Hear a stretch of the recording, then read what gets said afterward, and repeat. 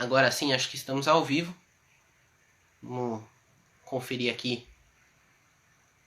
em todos os nossos canais se a conexão está funcionando, se estão todos tendo o mesmo retorno que eu aqui.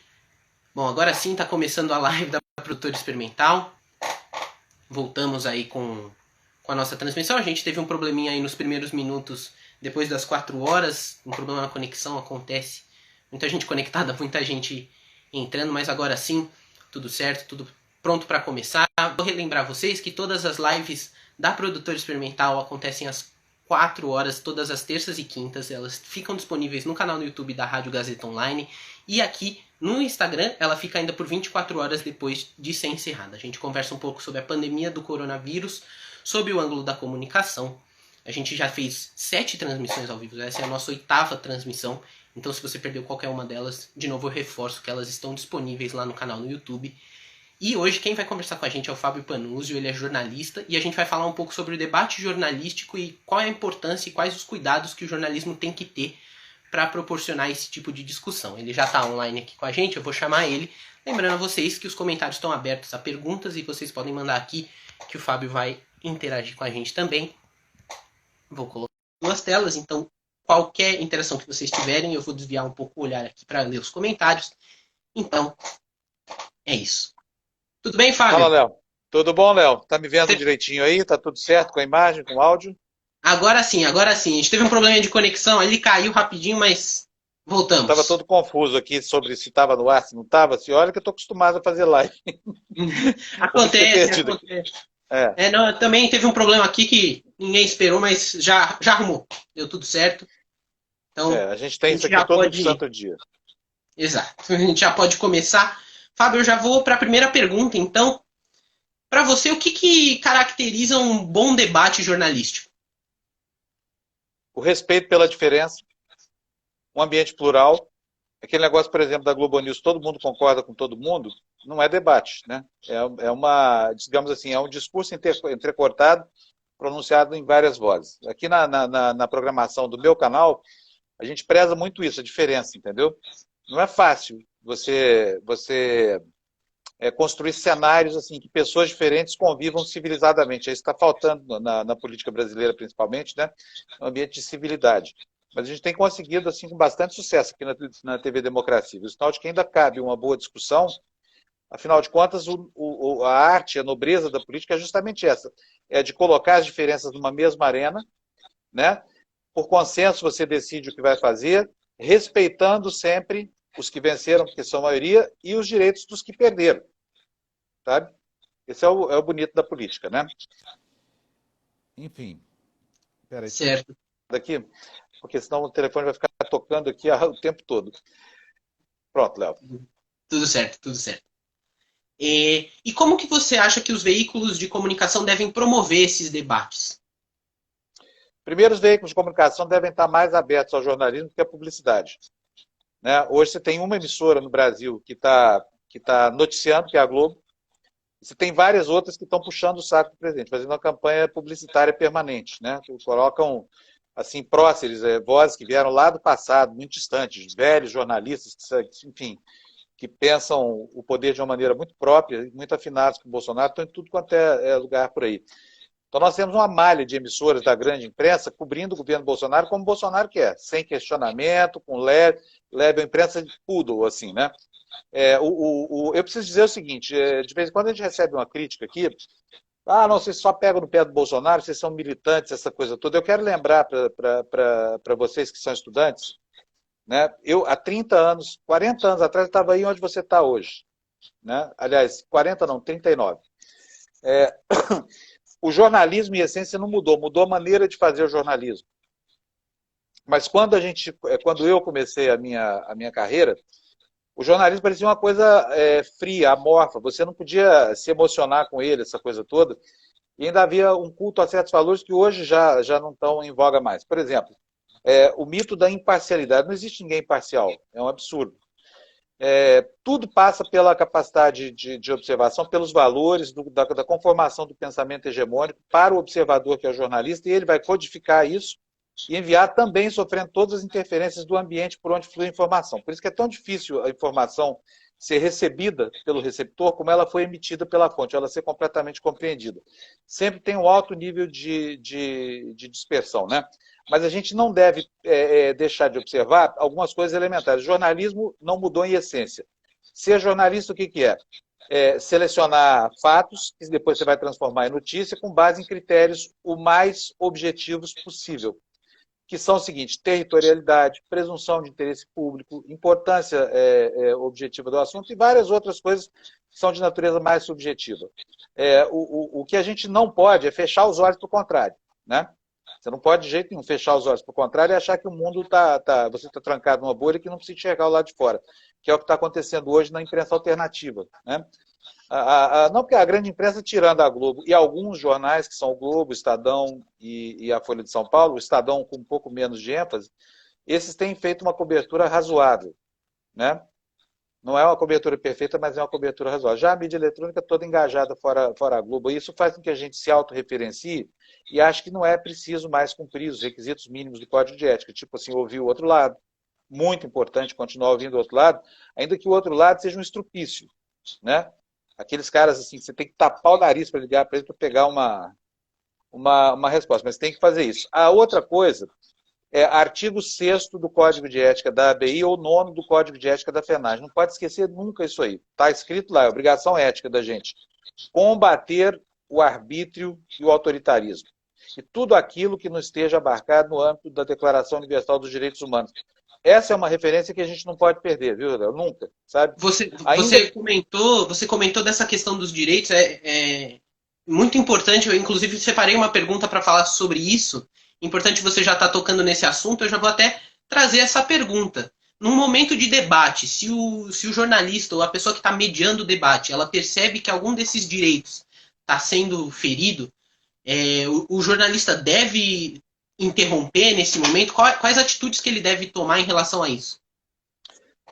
Quando surge uma situação limite, uma situação que te coloca à prova, e que você está obrigado ou a abarcar passivamente uma declaração criminosa, por exemplo, ou um gesto, o gesto de genocídio, o argumento de genocídio, tem que lembrar do Código de Ética.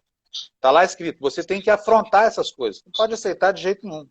Entendeu? Afrontar como? Repondo a realidade. Não é para sair de porrada batendo no entrevistado porque ele é um nazista ou coisa parecida, mas precisa combater.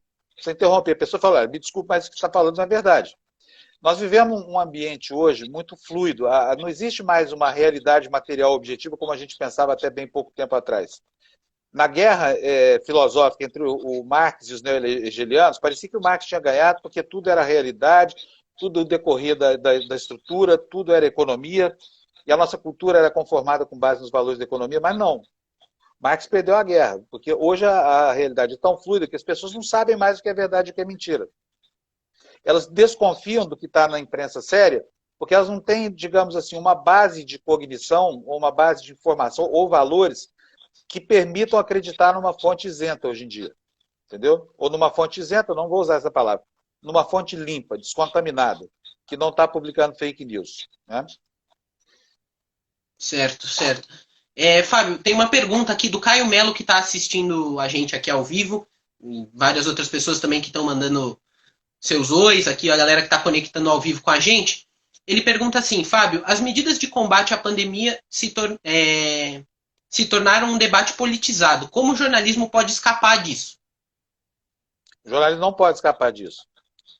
O jornalismo tem que tratar a questão politicamente. Quer dizer, por quê? Não é um problema meramente técnico. Né? Tudo, a técnica tem que orientar o político, mas você vê que é uma situação tão delicada em que vai ser preciso, por exemplo, estabelecer limites ou regras para que a gente tenha uma distribuição, digamos assim, socialmente mais justa do que está faltando agora, que é equipamento para respirar. Ou seja, tem que se estabelecer diretrizes agora para organizar uma fila, escolher quem vai morrer e quem vai viver. Essa é uma decisão política. Né? Então, assim, o que não pode é a política contrariar o iluminismo, a ciência, né? A orientação técnica Hoje o Bolsonaro editou uma medida provisória 966. Não sei se vocês viram isso aí, mas enfim, está gerando um debate acalorado. A gente está falando disso desde o começo do dia. Que é uma verdadeira afronta ao Estado de Direito, porque essa medida provisória estabelece que o agente público não pode ser penalizado por ter errado dolosamente em medidas durante a pandemia. Olha só que absurdo. Evidentemente, né, tem todos os juristas do Brasil dando opinião sobre isso, dizendo o seguinte: não, essa medida tem um destinatário, é o presidente da República. Né? Então, assim, o debate inteiro está orientado para a questão política. E é aí que reside o problema. Vocês podem ver que o principal fator de risco para o Brasil hoje, na avaliação do mundo inteiro, é o comportamento do presidente da República, que não se dobra à orientação técnica. Ele acha que o coronavírus é uma invenção chinesa para acabar com o capitalismo mundial. E as pessoas estão morrendo, nós já temos 13 mil e tantos mortos no Brasil, né? Hoje o Drauzio Varela fez uma live, fez uma previsão funesta de que nós vamos ser o país do mundo com mais mortos. Nós vamos passar os Estados Unidos logo, logo. Vai ser triste demais ver essa realidade. Ao mesmo tempo, você tem assim, algumas coisas, assim, por exemplo, olha só, como é que você evita a questão política? Como é que você cobre tecnicamente uma coisa como essas? O governo, ao mandar pagar R$ 600 de ajuda humanitária para quem ficou completamente desamparado com a pandemia, excluiu da relação os parentes de presos. Sabe qual é a população carcerária do Brasil? São 800 mil pessoas. Agora, você imagina o seguinte: princípio básico do direito criminal. O crime não ultrapassa a figura do criminoso, nem a punição. Você não pode punir o filho do criminoso porque o pai dele cometeu um crime. Entendeu? Olha, 800 mil pessoas, multiplica isso por 5, você tem quantas pessoas são diretamente afetadas por essa medida discricionária do governo? Olha, são 800 mil vezes 5, são 4 milhões de pessoas. Imagina o seguinte, são lá 90%, 90 e tantos por cento dos presidiários brasileiros são do sexo masculino. Então você pode inferir que todas as casas dessas 800 mil famílias não têm um homem para fazer o provimento, nem para ajudar na educação dos filhos, nem para compartilhar as tarefas domésticas, nem nada. É a mulher sozinha. Entendeu? Como provedora, cuidadora da higiene, essa coisa toda. E o governo exclui essa parcela de um benefício porque acha que preso não tem direito de sorver do Estado uma ajuda, ainda que para os seus descendentes ou para os seus ascendentes. Imagina a mãe de um bandido que foi preso, cometendo um crime, provavelmente, velhinha, sem dinheiro, sem condição de ter renda, sair para a rua, que fosse para pedir uma esmola, nada disso, privada pelo governo, porque o governo acha que parente de preso deve estar sujeito à eliminação biológica, que é isso que é a condenação à fome, né? Você traz todos esses dados, são muito importantes para a gente realmente perceber o cenário que a gente está vivendo e esse efeito dominó das coisas que estão acontecendo traz um questionamento interessante. Eu queria te perguntar, como que o debate ajuda na democracia para a gente entender, inclusive, essas coisas que estão acontecendo? Bom, primeiro, o debate faz com que lados opostos, antagonistas, reconheçam no outro a diferença, a disputa política, que é a coisa mais importante do mundo. Eu vou... Desculpa. Vou fazer uma metáfora aqui para vocês poderem entender bem como é que é isso. 2 times de futebol diferentes. Um depende do outro para jogar, mas os dois se odeiam. Corinthians e Palmeiras. Sei lá, entendeu? Mas acontece o seguinte, se no estádio Olha, vamos supor que esses 2 times tivessem que se confrontar como times de várzea. Todo fim de semana tem lá os mesmos jogadores no mesmo campo, disputando contra os mesmos times. Um time depende do outro, porque é uma disputa. Então você não pode quebrar a perna do seu adversário. Você vai dar uma canelada nele, mas você não vai quebrar a perna. Você vai dar uma rasteira nele, mas você não vai acabar com o pé dele, você não vai condenar o cara. Por quê? Se você se comportar mal, na semana que vem não vai ter jogo. E esse é o problema da democracia, entendeu? Essa é a questão. As pessoas estão se comportando muito mal. Estão dando chute no saco, dedo no olho, não sei o que mais. É o que está acontecendo.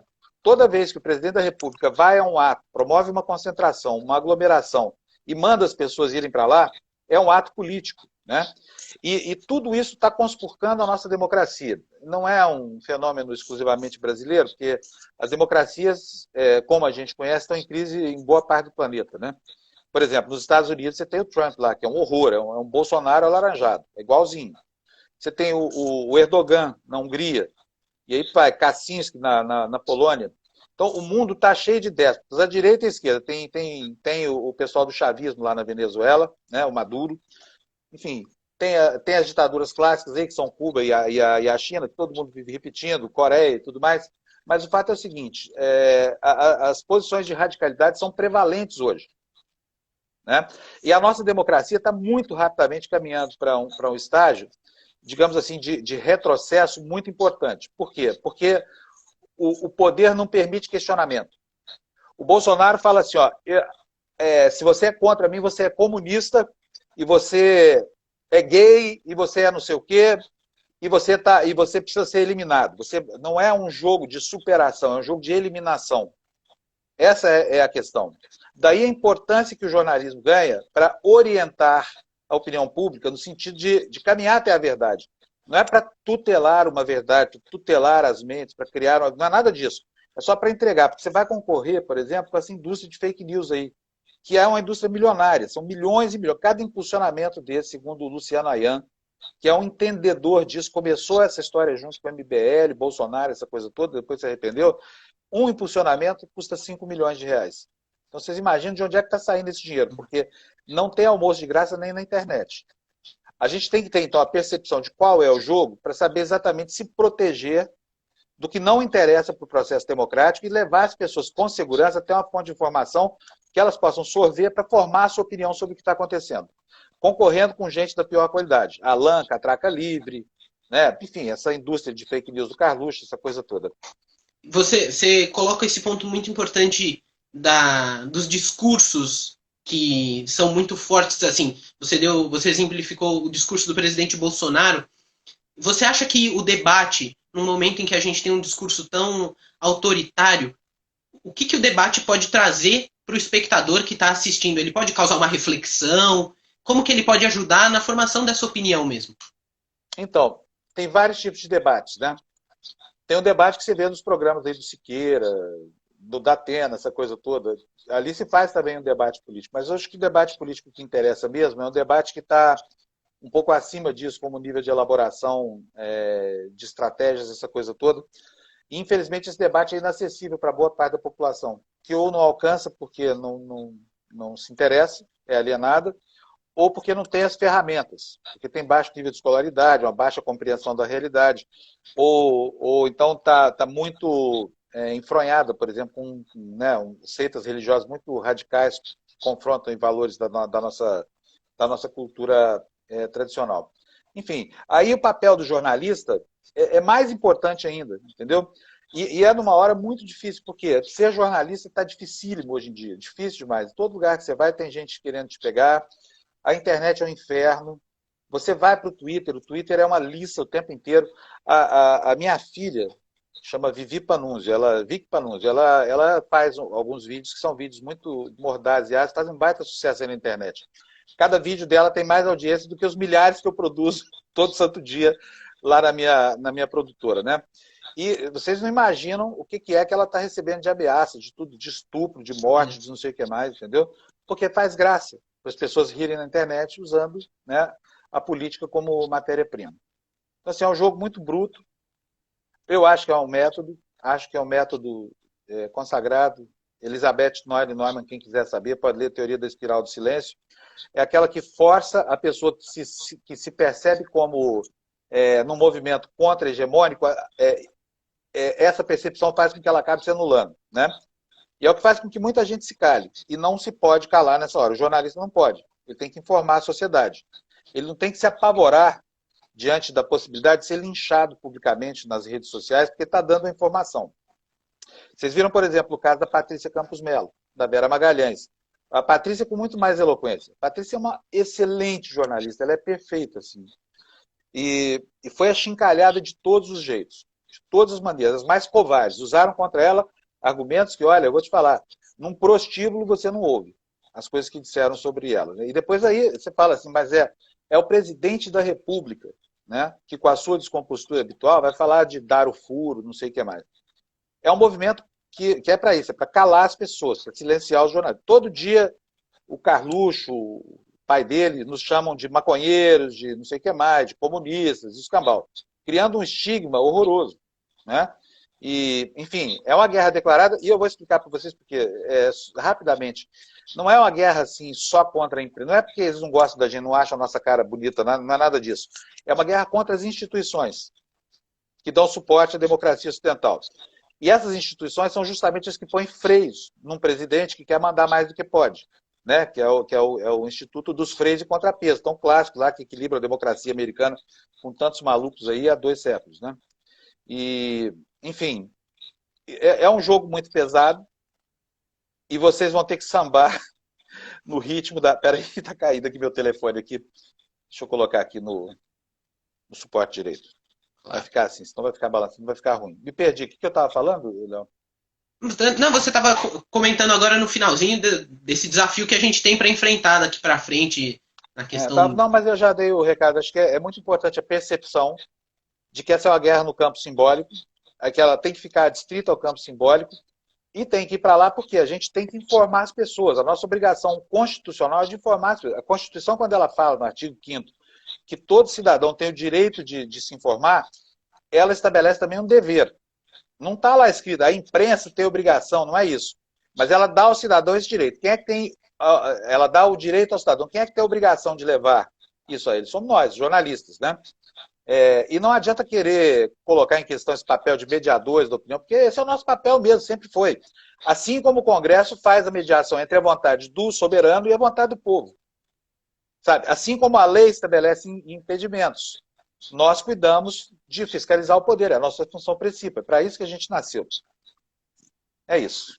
E nessa questão de informar, desse serviço que o jornalismo tem de informar, eu vou puxar a pergunta da Lívia aqui, que mandou pra gente, ela está assistindo a gente ao vivo, ela perguntou assim: dar voz a esse tipo de discurso que vai contrário a recomendações da OMS, por exemplo, ainda consiste em um debate saudável ou pode ser só a disseminação de desinformação? É desinformação pura, é fake news, é uma estratégia. Na maioria das vezes é um jogo chamado xadrez 4D. Vocês devem estudar isso no curso de vocês. Que faz com que a base factual, que dá suporte, que é matéria-prima daquilo que a gente transforma no produto notícia, tudo isso não tem importância nenhuma. Você não precisa estar colado a um dado da realidade. Você sequer precisa cuidar da verossimilhança. E aí a função do jornalista é repor a verossimilhança e a veracidade. Por exemplo, quando o presidente da República, eu falo muito do Bolsonaro, mas o Bolsonaro é o pior exemplo de política, é o pior político do mundo, segundo várias instituições aí. Quando o Bolsonaro fala assim, ó, eu não disse a palavra Polícia Federal, ele falou palavra, é uma expressão, mas ele falou palavra. Eu não disse a palavra superintendente. Ele está tentando mudar o contexto de uma fala que não tem essa factualidade. Não foi o que ele disse. Vai ficar difícil, mas ele ganha uma narrativa. Para quem quer acreditar, para quem já acredita nele, tá bom. Entendeu? E ele é um mestre disso. Não adianta falar o Bolsonaro é burro. Ele é burro pra caramba, mas ele não é burro em relação às suas estratégias políticas, não. Ele é muito esperto. E ele segue uma lógica e um método que são produzidos por gente que entende do riscado. Steve Bannon e Companhia Limitada. Pode observar como há uma relação de ato e reflexo aqui entre as ações do Trump e as ações do Bolsonaro aqui. Ontem o Bolsonaro mandou o ministro da Saúde calar a boca no Palácio da Alvorada. Ontem o Trump mandou o ministro da Saúde dele lá calar a boca, entendeu? E assim vai. Um dia o Trump fala da cloroquina, no dia seguinte aparece o Bolsonaro, mas no dia seguinte mesmo, não é dias depois. O Bolsonaro fazendo discurso do jardim do Palácio da Alvorada, receitando lá como um charlatão cloroquina para as pessoas, um remédio que não tem ação eficaz, ainda pode botar em risco a vida das pessoas que estão na pandemia, né?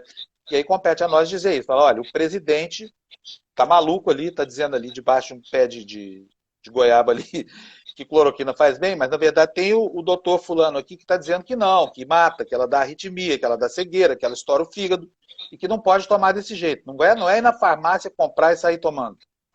Esse é o papel do jornalista. Fala, olha, o presidente disse isso. Sabe? Agora, tem outra orientação aqui, melhor do que essa. Siga essa aqui. Agora mesmo, hoje à tarde, numa reunião aqui com empresários, de novo o Bolsonaro está falando que tem que abrir a economia. Sabe? De novo, mais uma vez, imagina como é que isso repercute na cabeça de um cidadão que está lá na casa dele, com um isopor cheio de latinha de refrigerante para vender no sinal e não pode sair de casa. E não tem dinheiro dos filhos. Esse cara vai falar, não, o presidente está dizendo que eu posso ir, por que eu não vou buscar lá o pão dos meus filhos? Entendeu?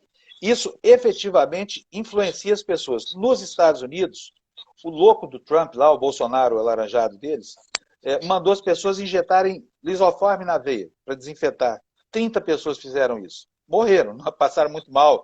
Sabe, assim, é algo impensável. Assim. E eles sabem da responsabilidade que têm, porque eles entendem essa relação entre ato e resposta, sabe?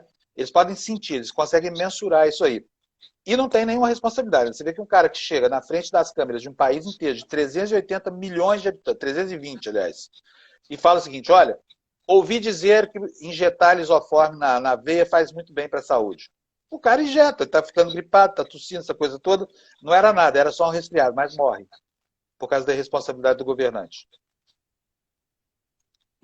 Então, a gente pode, inclusive, até concluir que o jornalismo tem um papel de mediar e fazer esse filtro, né, que é muito importante, principalmente nesse momento que a questão de saúde ela é a prioridade, né? No caso, agora, nos últimos Claro. meses, inclusive, a saúde é a prioridade. Eu diria para você, Léo, que não é nem bem o papel da mediação, porque esse é o nosso papel clássico. Hoje, eu acho que é mais de iluminação, entendeu? A gente tem que dizer aonde fica o carreador, onde é que está o trilheiro da verdade. Sabe, por onde que as pessoas devem seguir até uma fonte segura. Assim, mas você tem tanta fonte contaminada, sabe? Imagina o cidadão diante de uma situação política, sanitária como essa, a coisa que ele mais precisa é informação. Ele quer saber se ele vai ficar doente, se ele vai morrer, se vai ter UTI no hospital para a mãe dele que está tossindo. E o nosso papel é informá-lo dessas coisas. Quando alguém diz para ele assim, olha, não tem problema, o vírus vai desaparecer, como num milagre, não sei o que mais, ele fica desorientado, sabe? E a quem é que ele vai seguir? As pessoas têm o direito de ficar pensando assim, ó, puxa vida, esses caras que são os comunistas lá, que vieram, não sei, da União Soviética para tomar o poder, estão querendo que a gente morra, porque é o discurso que eles ouvem lá. A credibilidade assim, é algo que você não mensura. Você não decide acreditar num lado em detrimento de outro. Você simplesmente é guindado a uma escolha. Né? E se você é guindado a escolher o lado errado, você está ferrado.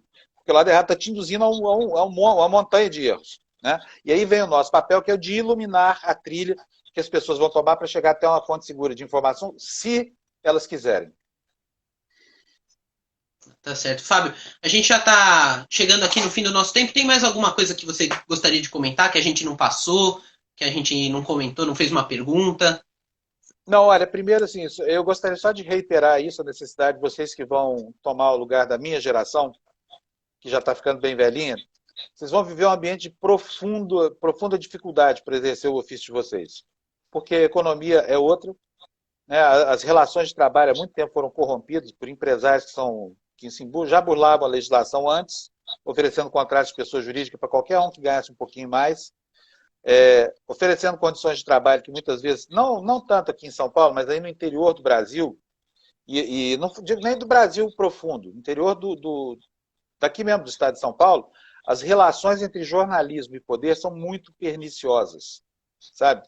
São relações intrincadíssimas e elas sujeitam o jornalista a todo tipo de humilhação. Não cedam a essas humilhações, sabe? Não façam pouco caso da vontade de vocês de contribuir para um mundo melhor. Transformar o mundo a gente não vai. É impossível. Tem que respeitar a opinião das maiorias. As maiorias querem, aqui no nosso caso, a maioria quer o governo que a gente tem. Então nós temos que respeitar o governo que a gente tem, porque é um governo eleito pela minoria, desde que ele se comporte dentro do ambiente das leis. Né? Pulou fora, tem os mecanismos legais também. Impeachment, tem internação compulsória, o que for preciso. Mas, enfim, a gente tem que saber que isso é vontade do povo. A nossa vontade não é maior do que a vontade do povo expressa na urna. E, enfim, a gente tem que também atuar para que a gente exerça o nosso mistério de maneira a criar uma certa pedagogia, assim, do que é ainda viver em sociedade. É uma referência que vocês, na geração de vocês, vão ter muita dificuldade em fixar, sabe? E que não desistam do jornalismo, porque o jornalismo não vai desaparecer. Então, aí, infernizando a cabeça, todo dia estudante de comunicação me pergunta, mas o que vai ser do futuro? Já não tem mais diploma, não sei o que mais. Não, o jornalismo sempre vai ter. Né? Vai ter gente aí, vai ter pilantra de tudo quanto é jeito, assim como tem tudo quanto é profissão. Mas a área da comunicação é um campo vasto, né? As teorias são novas, ela é muito fluida, ela está mudando com muita velocidade, ela é muito plástica, então hoje é de um jeito, amanhã é de outro. Queria fazer uma recomendação que eu faço sempre. Vocês se focarem o aprendizado de vocês em uma técnica, vocês vão ser rapidamente superados. E eu vou dizer por quê. O software que você passa 2 anos da faculdade aprendendo a usar de edição, daqui a 3 anos já não existe mais, vai ser outro. Se esse ambiente tecnológico for a única coisa que você sabe, você morreu junto com ele. E como é que você transpõe as eras? Eu estou dizendo isso porque eu comecei a trabalhar no tempo do filme. Passei pelo Matic, depois pelo beta analógico, depois o beta digital. A equipe era assim, pessoas... quer dizer, eu tive que fazer um processo de adaptação à tecnologia, mas não houve um processo de adaptação a um novo método do jornalismo. O método é entrevista, curiosidade, né? A pesquisa incansável dos subsídios, o respeito à opinião do outro e esses ditames éticos aí. Porque o que é jornalismo? É um conjunto de técnicas embalado num pacote ético, né? E é isso que nos distingue dos demais. Então, vocês não desistam do jornalismo. Vai ser difícil pra caramba ser jornalista, muito mais para vocês que para mim. Vocês não vão ter direito a um projeto de carreira. Mas sigam em frente assim, e lembrem que o objetivo da brincadeira é servir a sociedade. Não é o patrão que é o dono da informação, tá? O dono da informação é quem está assistindo a emissora de televisão. É quem está lendo o jornal. É para eles que a gente trabalha. O patrão é só intermediário que organiza a nossa mão de obra e cobra caro do telespectador ou do leitor para ter as informações que a gente processa. Então, assim, socialmente falando, a nossa profissão é mais útil do que nunca, economicamente falando, ela é mais difícil do que nunca, e do ponto de vista da nossa credibilidade também ela está horrível. Mas ainda assim, alguém precisa fazer esse trabalho, né? Alguém tem que fazer esse trabalho e somos nós mesmos. Fábio, muito obrigado pelo papo. Desculpa, Léo, só fazer mais uma coisinha. Eu comecei a falar, me destrambelhei aqui, não disse. Claro. Como é que você transpõe uma técnica e outra? Como é que você passa de uma era para outra na tecnologia? É com Machado de Assis, é com Tolstói, Dostoiévski, Cervantes, entendeu? Não é brincadeira isso. Você vai se adaptar ao ambiente tecnológico, mas você não vai produzir conteúdo, você não vai conseguir entender o mundo se você não tiver, digamos assim, criar elementos de conexão entre as várias fases da tecnologia que vocês vão viver. E eu posso dizer isso porque eu já tenho 40 anos de profissão, no ano que vem, são 39 esse ano. Eu passei por várias dessas fases e fui sobrevivendo. Hoje eu estou aqui catando moedinha no YouTube, estou vivo, as minhas opiniões importam, mobilizo um monte de gente, está tudo certo, entendeu?